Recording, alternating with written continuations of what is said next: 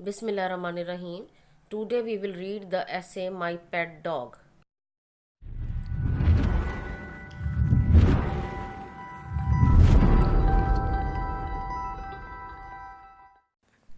I have got a dog.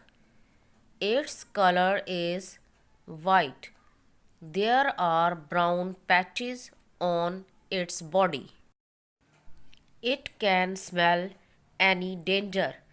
As soon as I turn home, it waits for me on the roadside. It barks at strangers. It shows love and respect to the guests and welcomes visitors.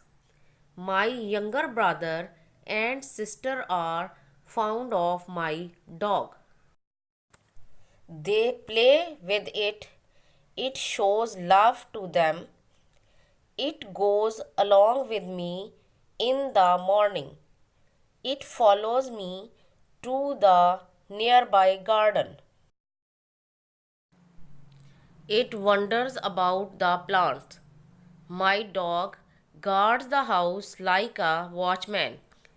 It is a faithful companion. It is very bold.